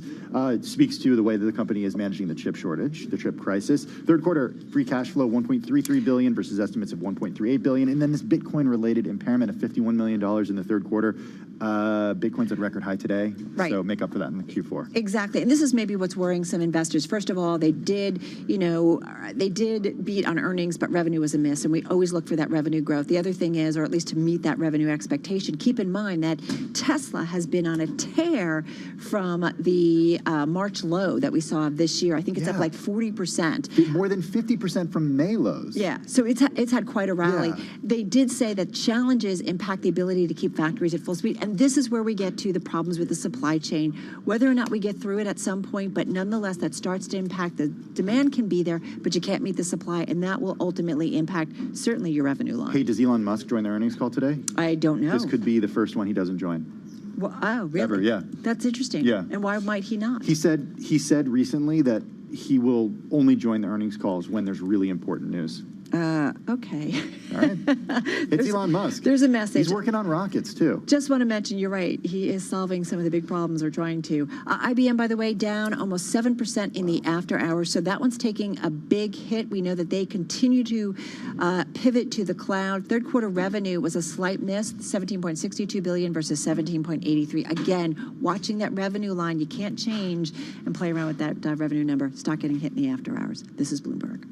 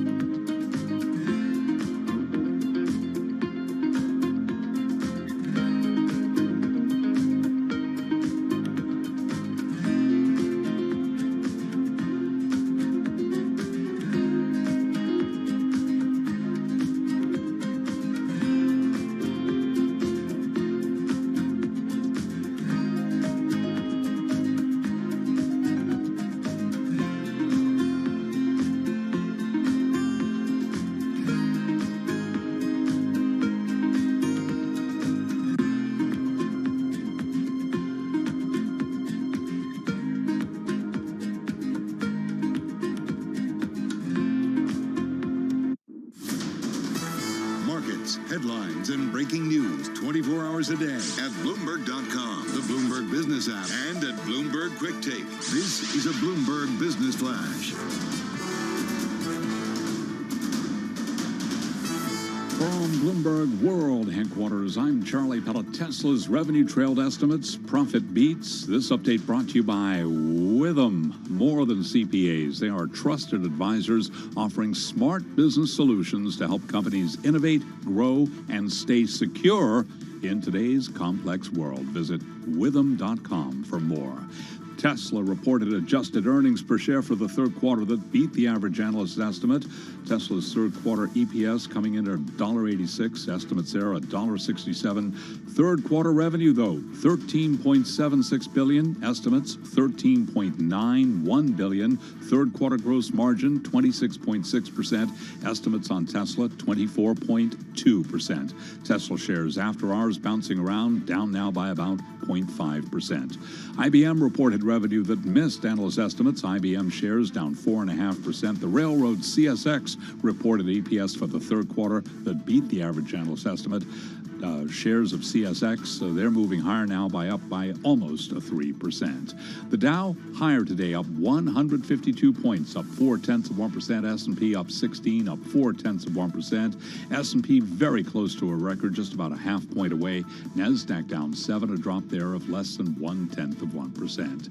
10-year yield 1.64%. Spot gold up 0.8%, 17.83 the ounce. And West Texas Intermediate crude up 1.1%, 83.87 a barrel. I'm Charlie Pellet, and that is a Bloomberg Business Flash. All right, Charlie, thank you so much. Well, earlier this year, Engine Number One took 3 board seats in Exxon to speed up the company's transition. It's the small activist fund that has now got the world watching, especially after taking on Exxon. Joining us now is Jennifer Grancio, Chief Executive Officer of Engine Number One. She's with us on site at the Milken Institute Global Conference. Give us your interpretation or your reaction to the conference this year, because we were talking during the break, and you used the phrase, people are ready. What are they ready for? Yeah, I mean, we set out with Engine Number One to do things in a different way. And so instead of what we all think of as slightly older school, ES&G, people aren't sure if it works, people aren't sure if they get returns, we built Engine Number One to take the data, the environmental or the climate or the governance data, and use it to drive returns. And so as I've watched and talked with lots of people over the last couple of days, large pools of assets as well as younger people, people are ready. But they're ready because the performance is there, or they're just ready because it's the right thing to do? What is it? They're ready. They're ready to have impact in their investments, but they're not willing to do it with giving up returns. So the way they think about it is we care about people and wages and workers, we care about climate, but we need investors to do it for us in a way where we don't give up returns. So Jennifer, is it harder though for a company that is delivering the returns to kind of get them to make the changes, and investors are maybe not going to be so supportive because they're like, listen, I like these returns. So give me an idea. Yeah, we think it's all about using the data on climate or environment, people using it to drive returns over time. So to take an example, let's take General Motors. So Mary Barr's got a great business. She's a great CEO. She's got a strong board. But they can actually make more money if they get to an EV transition faster. Longer term, but if you think about it from a scale perspective, so what's the multiple of GM today compared to Tesla? Let's take that example. If you can get to an EV transition sooner and you're doing 9 million electric cars a year, that's a huge increase in multiple for GM, and we get to the climate transition sooner. So yes, it takes more than a quarter. Yeah. But it's the way to do it at scale. Hey, talk to us about your investing framework and how you think about potential targets. Our audience absolutely familiar with what Engine Number One has done and did earlier this year at ExxonMobil, and also, of course, at General Motors, too. But how do you think about your next potential targets? Yeah, we think about it as being active owners in all these companies as opposed to target or old school activism. So what does that mean? That means we're running with all the public companies, every single one. We run through their wages, their workers, their social impact, and their climate and environmental impact. We do it in dollar cents. And then we forecast how does that change their valuation over time. And so we will work with both companies that are laggards, where we think they're not managing the business as well as they could, and we'll do that constructively. We won't won't try to do it, the way we did with Exxon. It's better to do it working constructively with companies. And so we're working with a number of companies now, but behind the scenes, we don't talk about that as much. Tim was doing, we were doing some research. Tim shared a story with me, and we've been following this. Dow Jones, had reported, I guess was it just today, Tim? Yeah, today. That Exxon is debating abandoning some of its biggest oil and gas projects. Do you feel like win? Well, I think a first win is get the right people on the board. So that was a big victory in getting 3 people with great energy transition experience. Right. And the second win we're looking for is what's the long-term capital allocation strategy. And if Exxon, we're not in the boardroom, they're independent directors, but right. if Exxon with the new people on the board comes to a decision to rethink long-term petroleum development, we think that's very smart for business. And the environment. And the environment. Well, what does that ExxonMobil look like to you? I mean, help us understand that, because I think people think of ExxonMobil as like the opposite of think about the business that it's in. Yeah. Right? It drills for fossil fuels.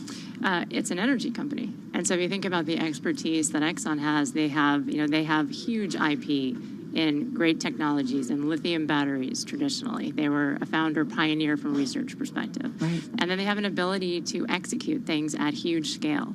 If you want to do energy, even a new kind of energy at scale, think about the engineering capability of a Chevron or an Exxon to do that. So they're an energy company. They don't only have to be an oil company 10 and 20 years in the future. So in terms of industries, I know you can't probably reveal, I don't want to say the word targets, I know that's what we keep thinking, but I mean, what are the industries that you think you're going to be looking at or are currently looking at pretty aggressively when it comes to doing the research that, are transitioning, need to be transitioning for the better of all mankind? Yeah, I think the heavy fossil fuel industries are definitely that's an obvious one. Right. Which is why you see us talking about energy and talking about transportation. That's a place where you transform and companies can be much more profitable and you get to better climate impacts sooner. There are also financial services. Square's an example, where Square's business is Cash App in particular, is serving underserved communities. It's driving financial inclusion that has huge positive benefit. Mm-hmm. And a lot of healthcare companies, their whole business is to do good. And so helping them get that story out and explain to investors that that's a good place to be driving this transition around better social outcomes. So big banks might be a target. We put this valuation framework against every different company in every different industry. And the nice thing about the vote ETF, so we've got a private fund, we've got a vote ETF. Right. It holds all big companies, so we can work through a lot of these issues over time. We'll have to find a better word for target. Yeah. Okay. Definitely. Would you come back? I would love to. Love your premise and what you're doing. Jennifer Gracio, she's Chief Executive Officer of Engine Number 1 right here at Milken. This is Bloomberg.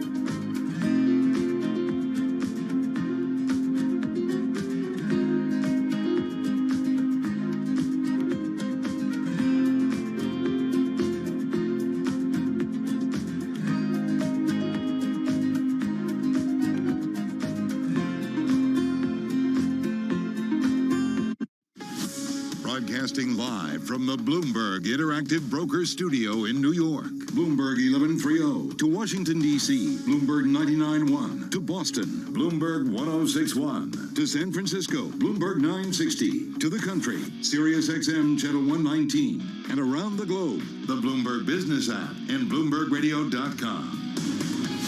This is Bloomberg Business Week. I am so looking forward to this next conversation. I think it's so relevant to where we are in this world and the role of academia, which has been under pressure when it comes to diversity of thought, which I've always thought is so crucial. I also think it's been under pressure because of the pandemic and the idea of what constitutes a college degree in this day and age. It's a good on point. Campus versus virtual. Well, there's nobody better to speak to that than Ronald Daniels at Johns Hopkins University, the president. We're speaking to him in just a few minutes. He's got a new book out, What Universities Owe Democracy. First up, though, let's get to Charlie Pellet. Charlie, we had a slew of earnings. Indeed, let's get right to the earnings because that's what people want to know about. Specifically, Tesla stock now lower by 0.5%. Tesla reporting revenue that did fall short of Wall Street estimates, but it managed to beat third quarter earnings projections despite a semiconductor shortage and supply chain challenges that have hurt competing automakers. IBM reported revenue that missed analyst estimates, highlighting the challenge of fulfilling its pledge to return to growth this year as it prepares to spin off its low-growth legacy computer services unit. Shares lower in extended trading right now, IBM down 4.5%. The railroad CSX reported earnings per share for the third quarter that did beat the average analyst estimate. Equities continued their rally into a six-day, putting the benchmark S&P 500 index within a whisker of its closing high. Whisker defined as half a point. David Dietz is senior portfolio strategist at PPAC Private Wealth Management. And right here on Bloomberg Business Week, he told us COVID news, which is improving, is helping sentiment. It's no longer the headline issue. And why is that? I mean, we're going to have a rollout very soon for kids aged 5 to 11. The booster is becoming increasingly available. And so I still think that that's weighing on the mind of companies and consumers. And as that gets better and better, you got the Merck antiviral, you got the mix and match capability soon. I think that is another tailwind here driving us forward here. And we do have the 10-year 1.65%. Spot gold up 0.7%, 782 the ounce, 1782 the ounce there. West Texas Intermediate crude up 1.1%. Bitcoin at a record up 2.5%. Did trade above 65,743 right now on Bitcoin. Sources tell Bloomberg PayPal Holdings is exploring an acquisition of social media company Pinterest. PayPal today did decline by 4.9%. Pinterest up by 12.3%. And that's a Bloomberg Business Flash. All right, Charlie, thank you so much. So I do feel like this topic is definitely the kind of conversations that are happening here at Milken, which is where Tim and I have been for the last few days. And the topic is about the role of universities in our democracy. Our next guest says, in a new book, universities are a bulwark institution when it comes to democracy. Ronald J. Daniels is president of Johns Hopkins University. He joins us on the phone from Baltimore. He's the author of his book, What Universities Owe Democracy. The Johns Hopkins Bloomberg School of Public Health. It is supported by Michael R. Bloomberg, founder of Bloomberg LP and Bloomberg Philanthropies. Ron, it's really great to have you on the show. How are you? I'm great, and thanks for the opportunity to talk to you about the book. Well, let's talk about the book. What was the moment that prompted you to write this book? When did you realize that you needed to write this? So, it was an interesting moment several years ago. And it was a time when there were a few incidents across American campuses where there were deplatforming of speakers and disinvitations and so forth that were happening across the country. And it was at that moment that we, like several other universities, really felt it was important to very intentionally remind our students, particularly in the context of the first moments of when they step onto the campus, of what it is that sets a university apart from other institutions in society. And in particular, our commitment to open debate, to contestation, deep probing of and critique of one's positions, to see that as the lifeblood of the institution. And it was in that context that we had a session early on in the year for our incoming students, and we talked a lot about the role of free speech and academic freedom and so forth. And, you know, I stood at the back of the lecture hall, and at the end of the lecture, I talked to a few students, and I said, so what did you think of the event? What do you take from it? And remarkably, several of the students said, we never knew. We never knew the case for free speech. No one had ever exposed us to this argument before. I said, my God, you've come through great schools from across the country, and you're telling me that you never were exposed to these central ideas which are at the core of American democracy. And so, you know, that was a moment when I started to think more and more about the ways in which the university intersects with democracy, and to ask the question, as much as we do for democracy, and as much as I think we're a bulwark institution for democracy, as you mentioned earlier, is there more we can do? Yeah. And that's the book. Well, and you write about early on in the intro, you know, that democracy and liberalism do not exist in easy alignment with one another, and it is that collision of opposites that is a vital part of liberal democracy's genius. However, I mean, it fascinates me, and I think about when I went to college, the whole idea was diversity of thought and challenging one another, but having an intelligent and level-headed discussion. Journalism, I like journalism because there are, you know, different perspectives, and hopefully we put out those different perspectives for people to make informed decisions. But something happened in academia, right, where there was so much pushback against controversial thought, because if you didn't believe in it or you didn't agree with it, you didn't want to hear about it. And that's a dangerous, that's, you know, freedom of speech. That's when we start to really kind of filter out what's being said. So, you know, it's these incidents, when they happen in universities, they always get a lot of attention. And to my mind, particularly over the last several years, where university presidents, faculty members have really been much more active in educating students about the centrality of free speech and academic freedom, and particularly saying, you know, however one wants to think about other institutions in American society, the university, with its commitment to fact and to reason and to spirited debate, it must be a place where we bend over backwards to provide space for people to express their views and to have them tested and challenged. And so I think that has happened, but what I think has not happened as much as it should, and again, it's something I talk about in the book, is our educating the students that are here with us, and, you know, increasingly representative of the great diversity of American society, how they can have good conversations, how they can actually meaningfully engage one another across difference, and find ways to continue conversations even when you have very deeply divergent perspectives on the world. And to my mind, the university is such a rare opportunity for that. Hang on for a second, Ron. We're going to come back and continue the conversation. We are talking with the Johns Hopkins University president, Ron Daniels. His new book is What Universities Owe Democracy. We'll continue with that in just a moment. In the meantime, let's head to Washington, D.C. for a check of the latest world and national news. Nancy Lyons is standing by in our 99.1 newsroom there. Hey, Nance. Hey, Tim. Well, items belonging to Brian Laundrie have been found in a Florida wilderness park, and law enforcement officials just said that they've also found human remains. No ID yet, though, on those remains. Laundrie is wanted for questioning in the murder of his fiancée, Gabby Petito. She was found on the edge of Wyoming's Grand Teton National Park after being missing for more than a week.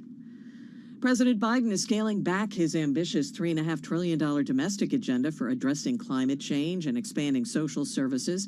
Biden described a more limited vision to Democratic lawmakers in meetings he held yesterday at the White House. He told them he wants a $2 trillion package with money for child tax credits, paid family leave, health care, and free pre-K. Bloomberg's Washington correspondent Anne-Marie Hordern says the president is hoping to find a sweet spot for passage. This is really what the president is trying to do, really try to bridge both wings of his party to be able to make it tolerable for those moderates, but at the same time, not lose those crucial progressive votes. Bloomberg's Hordern says plans for tuition-free community college will likely be cut, along with portions of Biden's clean energy plan that have been opposed by West Virginia Senator Joe Manchin.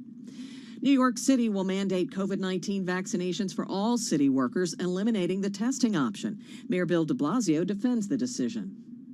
Obviously, we've given people a lot of time, first in the voluntary phase, then in the vaccinate or test phase. It's time to keep moving. De Blasio says those receiving a shot will also be given an extra $500 in their paycheck. Global news 24 hours a day on air and on Bloomberg Quick Take, powered by more than 2,700 journalists and analysts in more than 120 countries. All right, Nance, thank you so much. We are talking with Johns Hopkins University President Ron Daniel, still with us. His new book out is What Universities Owe Democracy. Hey, Ron, just got a couple minutes here, and then we'll come back and continue the conversation. What's something you guys have done at Hopkins to ensure that there's diversity of thought, that democracy is really being played out fairly and in a good way, and the way it should be? As I described a few moments ago, one was the orientation programming that we were doing around our academic freedom policy, and right from the moment that kids get on campus, giving them exposure to that. We have this past year stepped that up much more significantly, and in fact had a day in orientation dedicated to educating students on the tenets of democracy and giving them exposure to a host of different challenges confronting America that involve more than 25 faculty from across the university. So what we're trying to do is, right from the get-go, is remind students that there's something really precious at stake here, and that they have got to think about their role as citizens and how they are going to advocate for democracy, understand its challenges, and work to improve it. And that's something that we really want to see as foundational to the experience at Hopkins. How have you seen that change? And Justin, we have about 30 seconds left. Change during your tenure at Hopkins? So, I think we've just become, like so many other universities, much more attentive to the level and intensity of polarization and discord and distrust that's around us. And so we're working to become much more effective in trying to push back against these trends. And again, given the incredible diversity of our student bodies, is use that as an opportunity to try and build bridges and habits that they'll take on graduation out into the country. Ron, we'll come back to you in just a moment. Johns Hopkins University President Ron Daniels. In the meantime, quick headline crossing the Bloomberg. Elliott has a large position in Canadian National Railway. This is coming from Dow Jones. We'll continue with Ron Daniels in just a moment.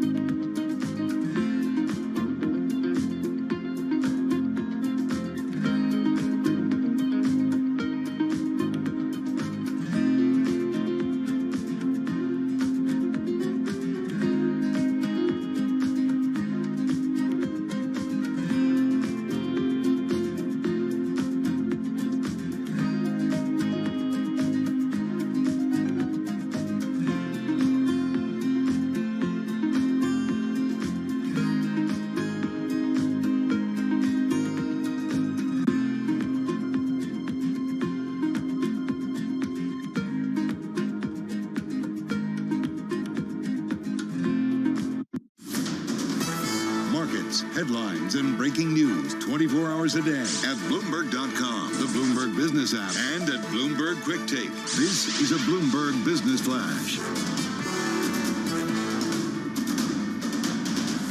From Bloomberg World Headquarters, I'm Charlie Pellet. After the bell, Tesla reported revenue that fell short of Wall Street estimates, but did manage to beat third-quarter earnings projections despite a semiconductor shortage and supply chain challenges that have hurt competing automakers. Right now, we do have Tesla shares bouncing around after hours. They are down by about 0.4%. IBM reported revenue that missed analyst estimates, and repeating an earlier headline, developing story, Elliott Management has taken a large position in Canadian National Railway Company. This according to Dow Jones. Shares of Canadian National after hours up now by about 7%. Equities continued their rally into a sixth day, putting the S&P 500 index within a whisker of its closing high. No record, very close today, up 16 points to finish the session at 4536, up by just about 0.4%. The Dow up 152 points, up by 0.4% today. We had the NASDAQ Composite Index falling 7 points today. NASDAQ down 7, a drop there of less than 0.1%. This headline from the Bloomberg Professional Service: Moderna and J&J COVID vaccine boosters have won U.S. FDA authorization. 10-year yield 1.65%. Spot gold up 0.7%, $17.81 the ounce, and West Texas Intermediate crude up 1.1%, $83.87 a barrel. I'm Charlie Pellet. That is a Bloomberg Business Flash. Thank you so much, Charlie Pellet. I want to get right back to Ronald J. Daniels, the guest we have joining us now, president of Johns Hopkins University. He joins us on the phone from Baltimore. His book is called What Universities Owe Democracy. The Johns Hopkins Bloomberg School of Public Health, it is supported by Michael R. Bloomberg, founder of Bloomberg LP and Bloomberg Philanthropies. Ron, I asked you what prompted you to write this book, partly because when I started reading it and thinking about it, I thought about January 6th and what happened in the United States on January 6th. And I'm wondering how you see the role of the university in that context, when a lot of people would say, wait a second, we're at a point in the history of the United States where, to many people, democracy feels really fragile. So, I think January 6th is an extreme manifestation of that. But well before January 6th, of course, all of the trends indicated that democracy was and is under significant threat. So if we look at the level of polarization, of distrust in institutions, as I mentioned earlier, just even people's views have shifted over the last several decades in terms of their willingness to have a serious conversation with someone of the opposite political party. In fact, even it's been documented that Republicans and Democrats are less excited about and even, concerned that their children might marry someone who comes from a family of the opposite political party. So it's in this context of deep discord and distrust that given that more than 65% of students graduating from high school in the United States will go on to college, it seems that we have got an opportunity in terms of the 4 years or 2 years even for two-year colleges that students are with us to try and intervene here and try and, first of all, sensitize them to what's at stake in democracy, but more than that, help them to find ways to bridge the difference and to just turn down the temperature and restore some idea of what political philosophers call civic friendship. We don't necessarily have to agree with each other, but we at least have to understand that we're all tied into this enterprise of American democracy together. Ron, have you had any conversations with the politicians down in Washington lately? Like, how is it that, and I think it's safe to say, whether it's on the left or on the right, there are prominent players in our political sector right now, and certainly in government, that have gone to the best of the best in terms of universities, Princeton, Harvard, Yale, Stanford, where you would expect that there is this wonderful diversity of thought and there would be civic friendship, coming out of it. And yet we have these extreme views that are really uncomfortable and making democracy very difficult. How do you square that? And what's the responsibility? Is it the university? Like, would you point? Yeah.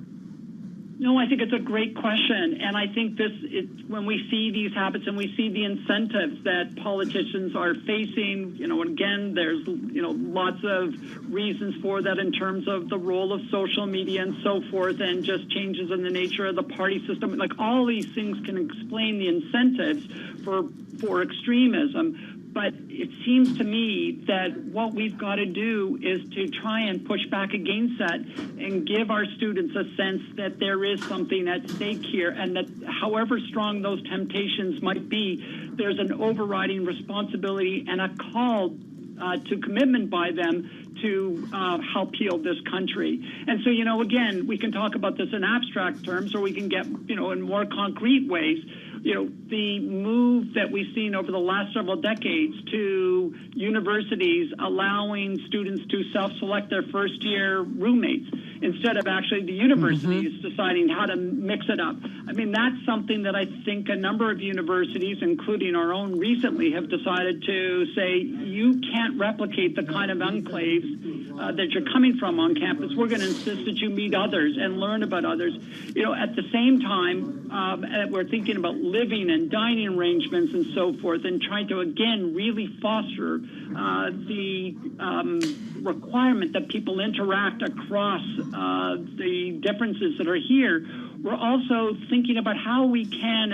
Can I jump in, Ron? Can I jump in? I think that's brilliant, because when I went to college, I didn't have any choice in my freshman roommate. And I have to say, she was a Black American, and it was really good for me, having grown up in a New York City suburb where it was largely white.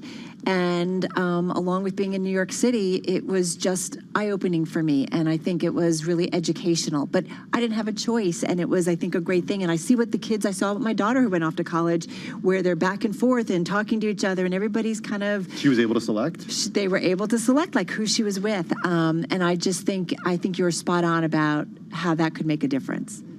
So that's just, it's such a small thing, but it's a very powerful thing in a way. And, and we know that we Americans are increasingly living in enclaves where we're with people who are a lot like us in terms of our shared political beliefs, socioeconomic levels, and so forth. But again, we can mix it up at university and say, given the incredible diversity of backgrounds that's here and perspectives, we're not going to let you replicate the enclaves, the solitudes we see in America. The other thing that I was just, I also think is important is, having students be exposed to lots and lots of structured debates where we see conservatives and liberal progressives interacting with each other in the same forum. It's not a case of you bring in a conservative one week and then on the same subject, the liberal students will bring in their candidate or their speaker, but rather that, we start to model how it is that you have good conversations that, again, are indicative of our effort to try and figure out what are the best ideas and arguments that we each have. Listen, such a timely conversation. Thank you so much for joining us, and I hope we can get you back on in the future again. That was Ron Daniels. He's president of Johns Hopkins University. His new book is What Universities Owe Democracy. Now, as we mentioned, Michael R. Bloomberg, certainly a supporter of the Bloomberg Hopkins School of Public Health. Carol, that's going to wrap up our coverage at Milken. Ron, talk about good conversations. We had so many, and if you missed any of our coverage, do check it out at Bloomberg.com and certainly on our podcast feed. Well, you probably heard people packing up here during our last couple of interviews. We're packed up. We are getting packed up, and it certainly, the conference is getting packed up as it does put the final touches on day 3 at the Milken Institute Global Conference. We're heading home, folks. We had some great conversations. And speaking of that, we know Joe Matthew, host of Sound On. He's got some great guests coming up. What are you covering? Hey, guys. Actually, we're going to pick up where we left off on the debate around debt, infrastructure, and reconciliation. And we'll have Juan Vargas, a congressman from California, Democrat, to talk about this new sense of urgency. They say we could have a deal by the end of the week, and it's coming up next. All right, look forward to it. Have a safe